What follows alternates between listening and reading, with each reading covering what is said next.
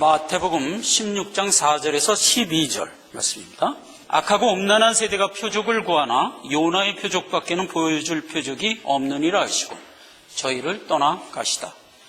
제자들이 건너편으로 갈새 떡 가져가기를 잊었더니 예수께서 이르시되 삼가 바리새인과 사두개인들의 누룩을 주의하라 하신대 제자들이 서로 의논하여 가로되 우리가 떡을 가져오지 아니하였도다 하거늘 예수께서 아시고 가라사대 믿음이 적은 자들아 어찌 떡이 없으므로 서로 의논하느냐 너희가 아직도 깨닫지 못하느냐 떡 5개로 5,000명을 먹이고 죽은 것이 몇 바구니며 떡 7개로 4,000명을 먹이고 죽은 것이 몇 광줄이었던 것을 기억지 못하느냐 어찌 내 말한 것이 떡에 관함이 아닌 줄을 깨닫지 못하느냐 오직 바리새인과 사두개인들의 누룩을 주의하라 하시니 12절 그제야 제자들이 떡의 누룩이 아니요 바리새인과 사두개인의 교훈을 삼가라고 말씀하신 줄을 깨달으니라.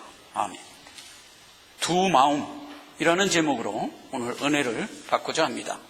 자, 지금 예수님이 오병이어 무리 사건을 통하여 우리에게 교훈하시고 강행군을 하고 계십니다. 마태복음 14장에 보면 무리 사건을 걸어서 우리에게 교훈 주시고요. 15장에는 게네사렛 지경이었잖아요. 거기서 이제 계속 교훈을 하고 있을 때 예루살렘에서 원정대가 옵니다. 예수를 비방할 원정대가 옵니다. 예루살렘으로부터 바리새인들과 서기관들이 와서 예수님한테 왜 당신네들 제자들은 율법을 안 지키냐 이걸 따져요. 당신네들 제자들이 밥 먹을 때 손을 안 씻고 밥 먹지 않냐.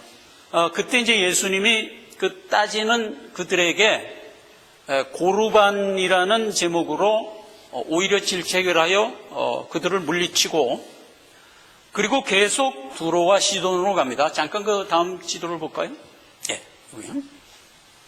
오병이어의 기적을 베푸시고 무리 사건 끝내고 여기 계셨던 거예요, 예수님이. 강론을 하고 있을 때 예루살렘 원정대가 와서 따지니까 그때 고르반으로 그들을 물리치고 예수님은 어디로 가냐? 계속 강행군에서 두로와 시돈으로 갔어요. 지금 성경에 그렇게 되어 있는 거예요. 그래서 이제 여기서 무슨 사건이 있었어요? 제가 이제 먼저 별로 쭉 얘기하다가 소개해드린 수로보니게 여인을 여기서 치유하는 사건을 해주죠. 갈릴리로 와서 귀머거리를 또 고치세요. 그리고 예수님이 또 어디로 가냐? 가다라 지방 여기 데가볼리죠. 일로 또 갑니다. 강행군을 하니까 사람들이 계속 예수를 쫓아다녔는데 한 사람 두 사람 모인 거 몇 명 모였냐면 15,000명이 모인 거예요. 그들을 이끌고 어디로 가냐? 다시 광야로 들어갔어요. 여기 광야로. 그래서 여기서 칠병이어의 기적을 베푼 겁니다. 오병이어의 기적도 여기서 베풀었던 거냐? 요 광야에서. 근데 그 조금 더 올라가서 여기서 칠병이어의 기적을 베풀어 갖고 그 기적이 끝나자 예수님이 바다를 건너서 달마누다 지방으로 가는데 그 달마누다가 어디냐면 막달라예요. 마가단이라는 것도 하는 그 막달라 지역으로 갑니다. 그래서 이제 여기서 또 사역을 하는데 그때 악한 바리새인들이 와서 예수 보고 이제 따집니다. 당신 뭐 계속 이적 베풀면서 댕긴다며 당신이 메시아라며 우리한테도 이적 보여줘. 그리고 이제 요구를 했단 말이에요. 그랬더니 예수님이 이제 오늘 읽은 본문 말씀 4절을 보니까 이렇게 돼 있어요. 악하고 음란한 세대가 표적을 구하나 요나의 표적밖에는 보여줄 표적이 없다. 이렇게 해갖고 지금 저들을 물리치던 거예요. 제자들이 그 상황인데 칠병이어의 기적을 하고 몇 광주리 남겼다고 그랬죠? 7광주리. 근데 그 7광주리를 깜빡 잊고 안 갖고 왔어요. 예수님이 지금 막 누구를 만났어요? 악한 바리새인을 만났죠. 그래갖고 그들이 표적 보여달라고 그러니까 이제 야단쳐서 돌려보내고 그리고 제자들한테 이 얘기를 하는 겁니다. 6절 상가 바리새인과 사두개인의 누룩을 주의하라. 마가복음에 어떻게 돼 있냐면 상가 바리새인과 헤롯의 누룩을 주의하라 이렇게 돼 있어요. 그랬더니 제자들이 예수님이 뭐라고 얘기를 하는 거예요. 근데 딱 들어보니까 누룩 소리가 딱 귀에 들어온 거야. 누룩 떡 잊어버리고 그냥 왔다. 그렇게 된 거예요. 그랬더니 이제 예수님이 기다렸다는 듯이 듣고 폭풍 교훈을 합니다. 자, 7절 이하를 봅시다. 제자들이 서로 의논하여 가로되 우리가 떡 가져오지 아니하였도다 하거늘 예수께서 아시고 가라사대 믿음이 적은 자들 어찌 떡이 없으므로 서로 의논하느냐. 너희가 아직도 깨닫지 못하느냐. 떡 5개로 5,000명 먹을 때 몇 바구니 남겼고 떡 7개로 조금 전에 4,000명 먹이고 몇 바구니 남기는 것을 기억지 못하느냐. 11절 어찌 내가 말한 것이 떡에 관한 것이 아님을 깨닫지 못하느냐. 삼가 바리새인과 헤롯의 누룩을 주의하라. 이렇게 해서 이제 다시 얘기를 하는 겁니다. 그랬더니 12절 그제야 제자들이 떡의 누룩이 아니요 바리새인과 사두개인들의 교훈을 삼가라고 하신 줄을 깨달으니라. 이렇게 된 얘기예요. 자, 여러분, 우리는 사람의 말을 늘 들으면서 살아가는데 우리가 듣는 말은 내가 생각하는 것을 주로 들어요. 그러니까 상대방이 무슨 얘기를 하든 내 생각 범주 안에서 그 얘기를 들으려는 속성이 있어요. 여기서 예수님이 실병이어의 기적을 통해서 우리에게 떡을 다시 한번 먹여주셨어요. 두 가지로 우리가 정돈을 해야 됩니다. 첫째는 우리는 성화의 여정을 살아가면서 원하던 원치 않던 빈들을 가끔 만납니다. 그때마다 예수님은 우리의 연약함을 여지없이 도와주십니다. 그걸 항상 기본으로 우리가 간직해야 돼요. 그래서 오병이어의 때도 마찬가지고 칠병이어의 때도 마찬가지고 지금 빈들에 가서 2박 3일을 강론했어요. 강론이 이제 끝나니까 군중들을 다 돌려보내라 그랬잖아요. 돌려 못 보냅니다. 거기가 광야란 말이에요. 가다가 집에 도착하기 전에 기진해요. 그걸 예수님이 아시니까 반드시 먹여주신다고요. 이건 모든 신앙인에게 철칙이에요.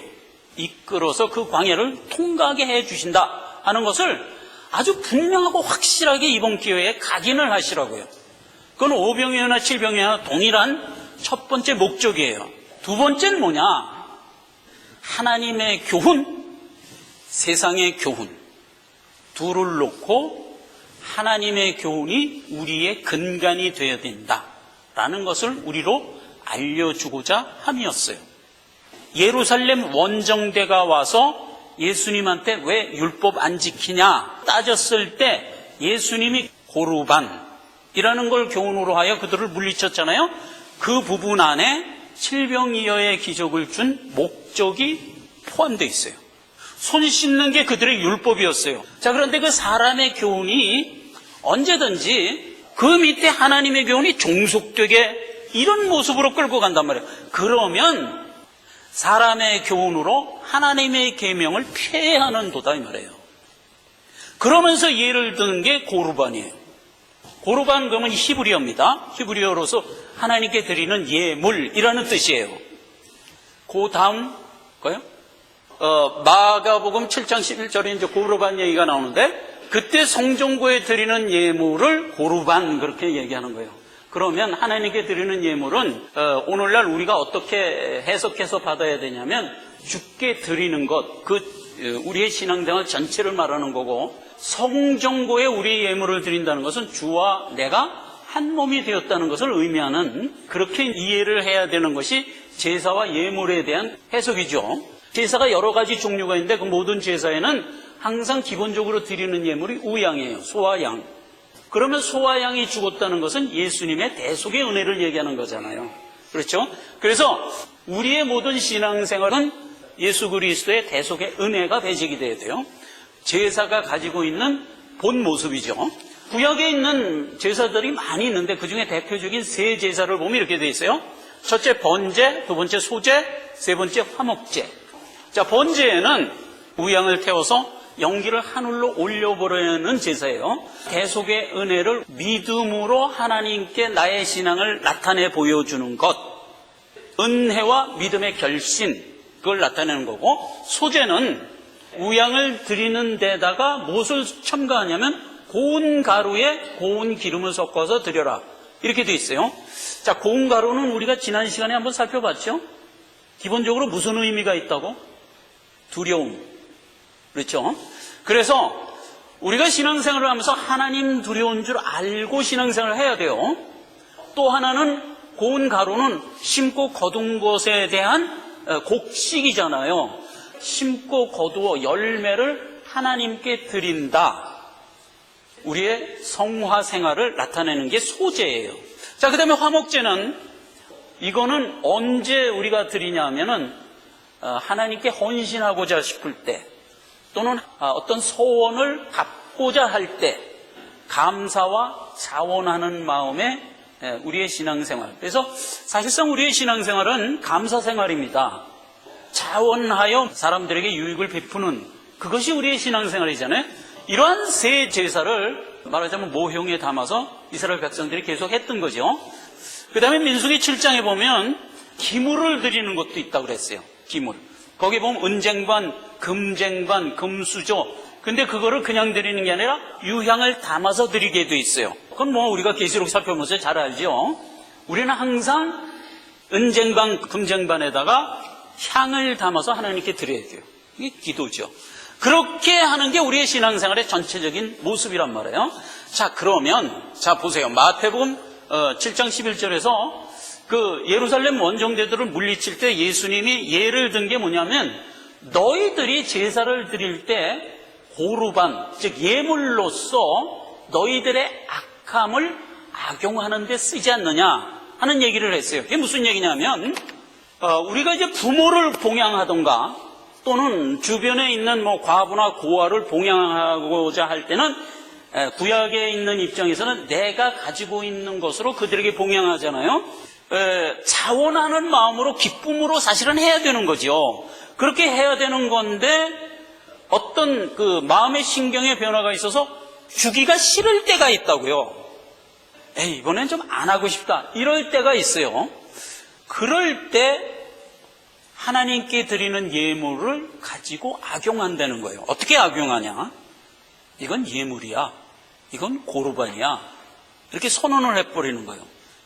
그러면 무슨 경우가 되냐면, 우선 부모도 그거 예물이었어? 안 되지.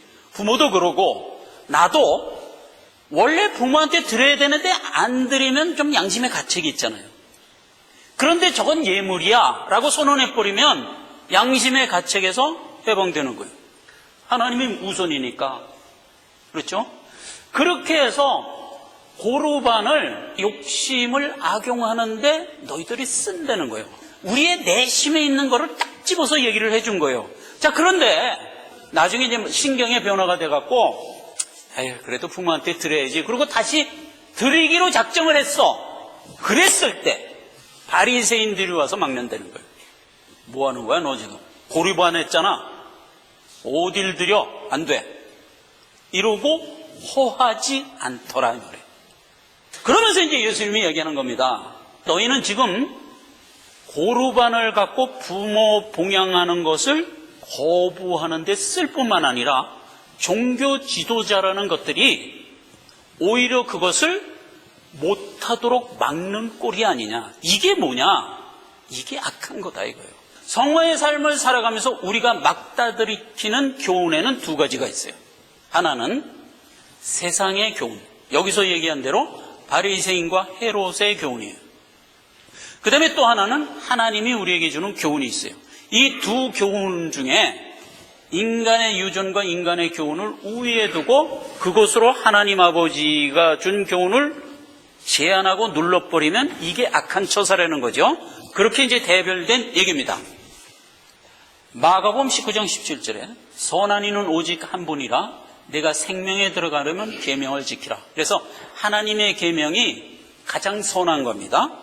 시편 110편 10절에는 여호와를 경외함이 지식의 근본이라 그 계명을 지키는 자는 다 좋은 지각이 있나니 여호와를 찬송함이 영원히 있으리로라. 그래서 기본적으로 여호와가 우리에게 주는 계명을 가장 높은 위치에 놓고 그것만이 진리요 선이다 라는 개념을 갖고 살아가야 돼요. 자, 그거에 비해서 세상 교훈은 어떠냐? 오늘 읽은 마가복음 7장에 있는 얘기대로 사람의 계명으로 교훈을 삼아 가르치니 나를 헛되이 경배하는도다. 너희가 하나님의 계명을 버리고 사람의 유준을 지키느냐? 너희는 가로되 사람이 아비에게나 어미에게나 말하기를 내가 드려 유익하게 할 것이 예물 곧 하나님께 드림이 되었다 하기만 하면 그만이라 하고 아버지를 봉양하는 것을 거부하는도다. 이렇게 얘기했던 거예요. 마태복음 15장에 있는 말씀이죠. 하나님이 이르시되 내 부모를 공경하라 하시고 또 아비나 어미를 회방하는 자는 반드시 죽으리라 하셨거늘 이 백성이 입술로는 나를 존경하되 마음은 내게서 멀도다. 사람의 계명으로 교훈을 삼아 가르치니 나를 헛되이 경배하는도다. 그러면서 이어집니다. 입에 들어가는 것이 사람을 더럽게 하는 것이 아니라 입에서 나오는 그것이 사람을 더럽게 하는 것이니라. 심은 것마다 내 천부께서 심지 않는 것은 다 뽑힐 것이니라. 가라지 비유에서 얘기해 줬던 대로 결론을 내려줍니다. 그러니까 하나님께 택함받지 못한 자는 하나님이 주는 교훈을 받지도 않을 뿐 아니라 결국은 하나님께 떨어져 나갈 것이다. 이렇게 이제 정돈을 해 줍니다. 저들은 세상 교훈을 갖고 주장하는 자들은 소경이라는 거예요. 그래서 14절에 그냥 둬라. 저희는 소경이 되어 소경을 인도하는 자로다. 자, 그래서 세상 교훈, 하나님의 교훈을 둘로 대별할 때 하나님의 교훈이 선이요, 세상 교훈은 헛된 것이다 라는 것으로 우리에게 교훈을 준 겁니다. 자, 이 얘기는 우리가 좀 정돈할 필요가 있어요. 왜냐하면 우리가 살아가는데 세상 교훈은 무시할 수 없어요. 그렇기 때문에 세상 교훈은 악이야, 하나님의 교훈은 선이야 라고 단순 비교할 수는 사실 없어요. 그럼에도 불구하고 하나님의 교훈이 선이고 세상 교훈은 악이다 라는 것을 우리가 분명하고 확실하게 정돈하지 않으면 우리는 자칫 자구에 얽매여서 바른 인격으로 나가지 못할 수가 있어요. 손 씻는 얘기만 해도 그래요. 지금 바리새인들이 왜 손 안 씻냐 이렇게 얘기했어요. 그러면 손 안 씻고 밥 먹는 게 옳아요? 아니에요. 손 씻고 밥 먹어야 돼요. 우리가 예능 프로그램에서 손에 얼마나 많은 균이 있는가 그거 이제 실험을 했어요. 그래갖고 의사가 나와서 이제 예능 그 출연자들한테 손을 다 이제 면봉으로 물을 묻혀갖고 이제 현명으로 봤단 말이에요. 그랬더니 군이 우글우글한 거야. 그 다음에 이제 변기에 있는 거를 면봉으로 찍어서 또 이제 현명으로 봤단 말이에요. 그때 그것도 우글우글한데 세상에 손이 더 많아. 그러니까 너도 해보고 다 해봤는데 다 들어온 거야, 다. 그러니까 이제 의사가 입가에 미소를 싹 지면서 봤지. 손이 이렇게 들은 거야. 그러니까 손 씻어야 돼. 그랬단 말이에요. 그러니까 출연자들이 자기 손 뭐 다 들어온단 말이에요. 약간 결이 났단 말이에요. 그러니까 이제 이 출연자들이 그 의사 선생님도 한번 해봅시다. 강제로 의사 했단 말이에요. 하고 보니까 그냥 의사 손도 막 병균이 우글우글한 거야. 그래서 이제 서로들 웃었는데, 그러면 우글우글한 손으로 사는데 어떻게 병이 안 걸리나? 그러니까 뭐 우리는 더러운 손 대하지 말고 살아도 된다 이런 뜻은 아니잖아요. 그렇죠? 손이라는 게 항상 더러우면 병균이 우리가 들고 다니는 건데 깨끗이 해야 되고 밥 먹기 전에 씻어야죠. 우리가 항상 청결하게 해야 됩니다. 여러분, 의사가 수술을 할 때, 어떤 환자 수술을 할 때는요, 손을 씻고 알코올로 완전히 해갖고 다른 거 못 만져요. 요렇게 하고 가서 간호원이 장갑 싹 끼워줘야 그 손 갖고 수술하는 거예요. 그게 균 있는 채로 뭐 상처에 닿으면은 그건 감염될 수밖에 없어요. 자, 그래서 손 씻는 문제를 전혀 우리 삶에서 이건 악한 거야 이렇게 버릴 수 있는 얘기는 아닌 거예요. 그런데도 불구하고 예수님은 그렇게 주장하는 바리새인들에게 지금 고르반을 갖고 교훈을 했던 거예요. 그래서 이 전체를 우리가 정돈할 수 있는 정도의 수준이 돼야 돼요.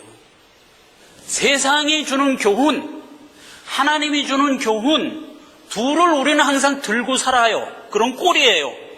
그랬을 때 우리는 하나님이 준 교훈이 항상 우위에 있어서 세상 교훈이 그 밑에 종속이 되는 관계로 나가지 않는 한 무슨 문제가 생기냐? 두 마음을 품고 살아간다는 문제가 돼요. 오병이어 때는 뭐가 교훈이었죠? 하나님의 말씀을 잠시 잃으면 두려움과 의심에 떨어지게 된다. 이게 오병이어 때 교육이었어요. 칠병이어 때는 뭐가 교훈이냐? 하나님의 말씀을 들고 세상의 교훈도 들고 두 교훈을 들고 가는 자는 하나님의 교훈이 역사하지 못하는 결과를 초래한다는 거예요. 히브리서 13장 9절입니다. 여러 가지 다른 교훈에 끌리지 마라. 마음은 은혜로서 굳게 함이 아름답고 식물로서 할 것이 아니니 식물로 말미암아 행한 자에게는 유익을 얻지 못하느니라. 사람이 주는 교훈은요, 주로 먹고 사는 일이 근간이 되어 있는 교훈이에요. 마태복음 5장 6절, 마음이 청결한 자는 복이 있나니 저희가 하나님을 볼 것임이요 그랬어요. 야고보서 4장 8절에는 하나님을 가까이 하라. 그리하면 너희를 가까이 하시리라. 죄인들아 손을 깨끗이 하라. 두 마음을 품은 자들아 마음을 청결히 하라. 마음이 청결하다는 것은 두 마음이 아니라 단 마음을 품었다는 뜻이에요. 야고보서에서 계속 이어지는 말을 들어보면 이렇게 돼 있어요. 오직 믿음으로 구하고 조금도 의심하지 마라. 의심하는 자는 마치 바람에 밀려 요동하는 바닷물결 같으니 이런 사람은 무엇이든지 주께 얻기를 생각하지 말라. 두 마음을 품어 정함이 없는 자로다. 하나님이 주시는 말씀, 세상이 주는 교훈을 둘 다 붙들고 우리가 신앙생활을 하면 이거야말로 두 마음을 품고 신앙생활을 하는 꼴이 돼서 하나님이 우리에게 베풀어 주시는 역사함을 받질 못해요. 세상 교훈은 우리가 가지고 있는 하나님 교훈에 종속시키면서 가야 돼요. 그렇게 가지 않으면 절대로 하나님을 볼 수가 없다는 거예요. 마음이 청결한 자는 하나님을 본다고 그랬어요. 두 마음이 아니라 단 마음을 가지고 있는 걸 청결이라고 그랬어요. 우리가 다 지금 여기 있는 사람 믿는 사람입니다. 하나님 봤어요, 여러분? 제가 한국에서 신앙생활할 때 우리 교회에 아주 신실한 집사님 한 분이 계셨어요. 그분이 굉장히 가난했어. 조그만 시장 한 구퉁에 이제 가게터를 하나 얻어갖고 거기서 이제 일을 하면서 간신히 먹고 사는데 신앙은 아주 좋았어요. 하루는 그 가게에서 겨울에 추운데 이제 구부리고 자는데 사람이 하나 서 있는 거예요. 잠에 살짝 깼는데 딱 보니까 예수님이 있는 거야. 그래갖고 이제 이 친구가 이제 너무나 반갑기도 하고 놀라기도 하고 그래서 아이고 예수님은 어떻게 여길 다 오셨어요? 그러니까 예수님이 이제 인자하게 이제 내려다 보시는 거라. 예수님이 온 김에 얘기하자 그래갖고 예수님 저 연탄도 떨어지고요. 뭐 어쩌고 이제 몇 마디 했어요. 그랬더니 예수님이 인자한 눈길을 보내면서 쓱 사라지셨어요. 그래갖고 이제 그 간증을 이제 우리한테 한 거야. 부인도 앉아 계시고 이제 그 얘기를 했어요. 그랬더니 부인이 아니 예수님을 만났는데 겨우 연탄 얘기를 했냐고 막 빈잔을 주고 그랬어요. 나중에 그분이 이제 장로님이 되셨어요. 하나님이 그 가난에서 이렇게 해방을 시켜 주시더라고요. 남해안의 그 언덕에 집을 하나 이쁘게 짓고 공무원으로 취직을 시켜 주시더라고. 그 늦은 나이에. 그래갖고 이제 그 집에 애가 3명이 있었는데 다 대학 보내고 공무원이니까 장학금이 그때는 다 나오더라고요. 그래서 대학 보내고 지금 아주 은퇴를 해갖고 잘 살아요. 예수님이 그 가게에 나타나셔갖고 인자하게 이렇게 연탄 얘기하는 장로님한테 염려 마라. 내가 네 노후를 잘 보장해 줄 테니까 믿음 잘 지키고 신앙생활 잘 해라. 그러고 가신 것 같아. 그래갖고 이제 그 장로님 지금 잘 됐습니다. 여러분, 우리가 성경을 읽으면 좀 생각을 하자고요. 생각을. 왜 하나님이 자기를 말씀이라고 그랬어요? 하나님은 영이세요. 우리는 뭐예요? 육이에요. 영과 육은 만나서 교감할 수가 없어요. 그러니까 하나님이 어떻게 했어요? 영과 영이 만나서 하나님을 볼 수 있도록 해주신 게 뭐예요? 그게 말씀의 형태예요. 태초에 말씀이 계시나 그 말씀이 하나님이셨다 그랬잖아요. 그 말씀인 하나님이 우리에게 와서 우리의 영과 만나도록 하신 거예요. 마음이 청결한 자는 이게 뭐예요? 단마음으로 믿음을 갖고 사는 자는 누구를 만나게 돼 있어요? 반드시 하나님을 만나게 돼 있잖아요. 그게 하나님을 볼 곳이며란 말이에요. 여러분, 지구상에 지금 72억이 살고 있어요. 그런데 여러분, 72억의 95%가 68억 정도가 말씀을 못 만나고 살잖아요. 왜 못 만나요? 단 마음이 없으니까 못 만나는 거예요. 믿음이 없으니까. 우리는 어때요? 단 마음을 갖고 믿음 갖고 나오니까 하나님이 우리에게 한량없는 은혜의 복음의 말씀을 주시고 예수님과 마음껏 교제하면서 나갈 수 있도록 챙겨주시잖아요. 볼 곳이며 했으니까 난 예수님 봐야 되겠다 하는 쪽으로 계속 나가면 뭐 어떻게 되는 거예요? 신비주의 이단으로 빠질 위험이 있잖아요. 청결한 마음을 가진 우리에게 하나님이 말씀으로 찾아오셔서 우리로 하여금 보게 하고 있는 거예요. 그렇죠? 그러니까 우리가 단 마음을 갖고 신앙생활을 해야 됩니다. 자, 여러분, 세상 교훈을 놓고 보면 성경에 이런 얘기도 있는 것을 이참에 좀 우리가 정돈을 하고 결론으로 들어갑시다. 마태복음 26장에 보면 이런 얘기가 있어요. 제자들이 분하여 가로되 무슨 의사로 이것을 허비하느뇨? 이것을 많은 값에 팔아 가난한 자들에게 줄 수 있었겠도다. 이게 누가 한 얘기예요? 가롯 유다가 향유 옥합을 갖고 와서 깨트려서 예수님한테 서브를 했을 때 가롯 유다가 야 그거 200데나리나 되는 2만 달러나 되는 귀한 거를 그래 그렇게 퉁 깨트려 가지고 그 위에 예수님 발하고 손에 발라주면 되냐? 아 그걸 팔아서 가난한 사람들 구제하면 얼마나 좋은데 이렇게 얘기했단 말이에요. 여러분 그 얘기를 예수님이 질책을 했습니다. 가난한 사람은 항상 너에게 있거니와 나는 이때뿐이다 이런 얘기를 했어요. 그런데 이 얘기가 그래 그 가롯 유다 말도 오라 이런 생각이 안 드세요 혹시? 들어요. 저도 들고 다 들어요. 구제를 해야지 그 아까운 돈을 그렇게 풍 깨트리냐? 이렇게 얘기했을 때 탕탕 이해가 되는 수준까지 가는 게 이렇게 쉬운 얘기가 아니에요. 또 하나 누가복음 12장에는요 무리 중에 한 사람이 와서 선생님 내 형을 명하여 유업을 나와 나누게 하소서 하니 이르시되 이 사람아 누가 나를 너희의 재판장이나 물건 나누는 자로 세웠냐 하고 질책을 해서 그 사람을 쫓아버렸어요. 지금 형제가 있는데 아버지가 아마 재산을 남겨놓고 돌아가신 모양이라 그런데 형이 그 재산을 독식을 해버린 거야. 동생한테 안 준 거야. 그러니까 이제 형부가 와서 지금 예수님한테 도움을 요청한 거예요. 예수님 우리 형이 재산을 몽땅 독식하고 나한테 안 나눠주는데요. 그것 좀 어떻게 나눠주게 해주시죠. 그럼 예수님이 그런 나쁜 놈이 어딨냐. 좀 나눠주게 내가 해줄게. 이래야 옳은 거 아니에요? 저도 그런 생각이 들어요. 그래야 옳을 것 같아요. 근데 예수님은 뭐라고 얘기했어요? 내가 그 물건이나 나누는 재판장이냐? 일축해버렸어요. 그리고 탐심을 버리라. 모든 악이 탐심에서 나느니라. 그리고 생명이라는 것은 소유에 넉넉하냐 안 넉넉하냐에서 나오는 게 아니다. 이런 교훈을 해갖고 그 사람을 물리쳐 버렸어요. 그럼 이게 그래 맞아. 이런 생각이 드세요? 솔직히 안 들어요. 이건 뭐 어떻게 보면 사회 정의인데 예수님이 개입을 안 하신다. 이런 얘기들이 서로 상치됐을 때 맞물려서 명쾌하게 이해가 안 되는 부분들이에요. 그런데도 불구하고 예수님은 지금 여기서 탕탕 어떤 교훈을 주고 있어요.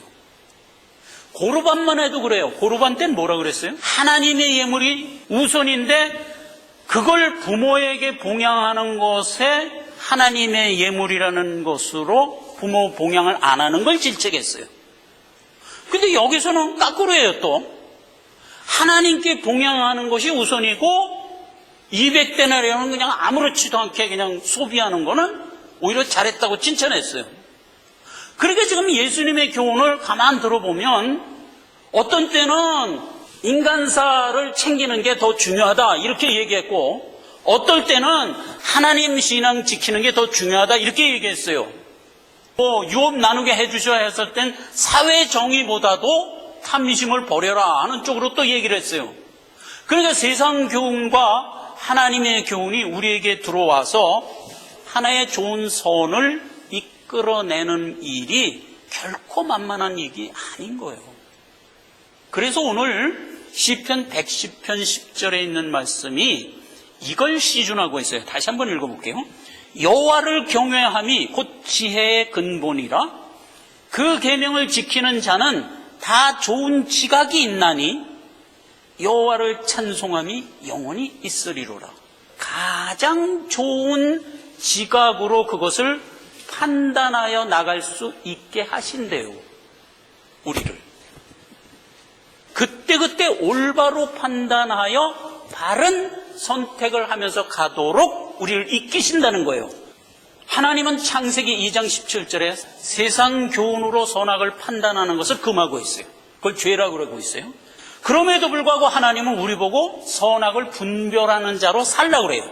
왕상 3장 9절에 솔로몬이 하나님께 기도할 때 저에게 지혜를 주십시오. 왜? 세상을 살아가면서 제대로 된 판별을 하면서 사는 자가 되기를 원합니다. 라고 기도를 했을 때 하나님이 자기의 마음에 맞은지라 솔로몬에게 한량없는 은혜로 갚으셨어요.